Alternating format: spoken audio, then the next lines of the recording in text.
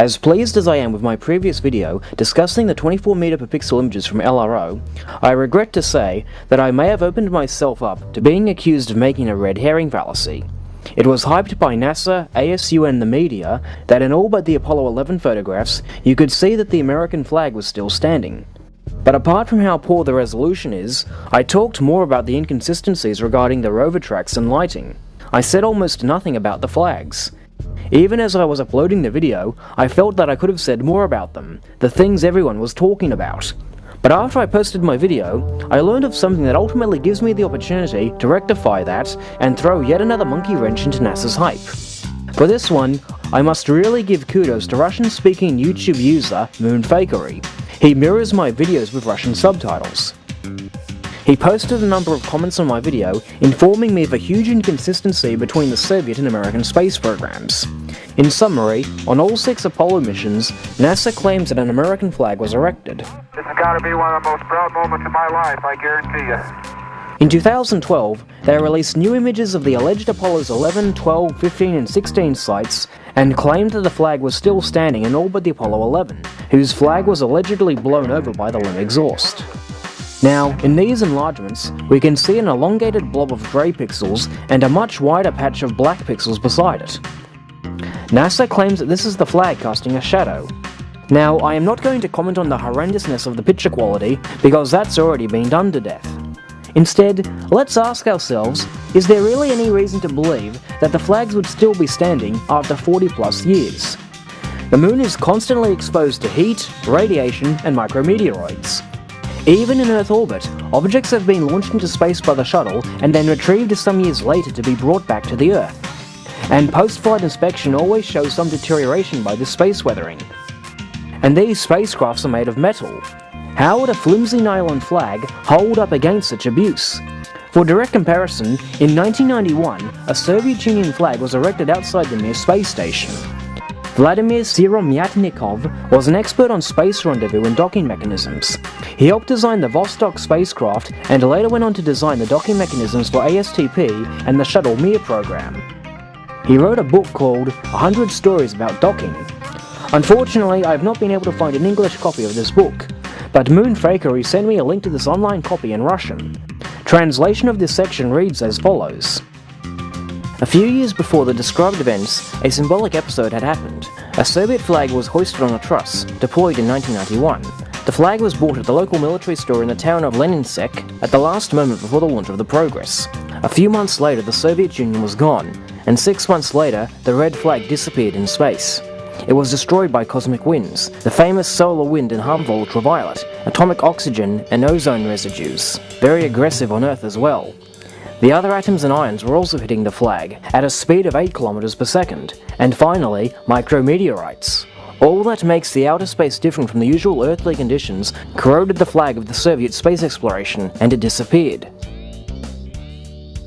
I have also been passed this transcript of an interview with Russian space artist Andrei Sokolov, who was in direct communication with the cosmonauts aboard Mir at the time. In the beginning of June, cosmonauts Artsy, Barsky and Krikalev went to the space station. They decided to celebrate this significant occasion.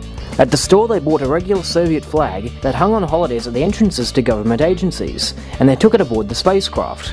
On the mission, during one of the spacewalks, they hoisted the red flag, previously enclosed in a frame, because there is no air in space and the flag cannot wave, on the very top of a 14-meter truss. For about a year, the flag of a non-existent country had hovered over the space station. Over time, it began falling apart. Sudden changes in temperature had an effect, as well as radiation and cosmic dust. I once asked the crew to remove the flag and bring it back to Earth, but a cosmonaut just could not perform an unscheduled EVA. This was a very complex procedure. Finally, Anatoly Solovyev went outside the space station for an EVA. I was at the Mission Control Center and asked, "Anatoly, what about the flag?" "There are 2 threads left," was the answer. The flag faded into eternity along with the great country, which paved the way to the stars for the New World. Wikipedia has a section that documents all the spacewalks carried out aboard the Mir space station. Curiously, Wikipedia mentions nothing about the flag's condition. According to this list, the Soviet flag was erected on July 27, 1991. Ptolemy Solyev's spacewalk to retrieve the flag was on September 7, 1992. This gives us a total of 408 days, or about 1.12 years. Therefore, the flag in Earth orbit was destroyed by radiation and micrometeoroids within a year. So how long would a flag on the Moon have lasted? Let's compare the two environments. Firstly, we know that in Earth orbit, the radiation is not felt as strongly as it is on the lunar surface, because much of the radiation is deflected away by the Earth's magnetosphere. Needless to say, the Moon basically has no atmosphere or magnetic field, so the effects of radiation will be felt more strongly. Of course, despite travelling considerably slower, the much larger rocky fragments travelling at 10 km per second will do much more noticeable damage than subatomic particles travelling at near light speed. Prior to the Apollo missions, 5 unmanned lunar orbiter missions were sent carrying micrometeoroid detector packages. They established that in the vicinity of the Moon, the average rate of punctures was about half of that in Earth orbit. Okay, so if we assume that the primary damage to the flag was due to micrometeoroid impacts, then if it took 1 year to destroy a flag erected in Earth orbit, it probably would have taken twice as long to destroy a flag planted on the Moon. Even before the LRO images were published, I remember seeing the trolls on the ApolloHoax.net forum having doubts themselves that the flags could have survived. Now the myth that the flags have survived and are casting shadows on the lunar surface has become international headlines. I'd wonder just how many of these reporters have bothered to correlate this claim with the Mir flag. So in summary, a hammer and sickle flag is reduced to 2 threads after being exposed for 1 year to the space weather of low Earth orbit. Yet NASA and ASU would have you believe that after 40 years, 5 stars and stripes are still standing on the Moon and are still able to cast huge shadows and be photographed by an orbiting satellite. My god, poor Vladimir must have been spinning in his grave.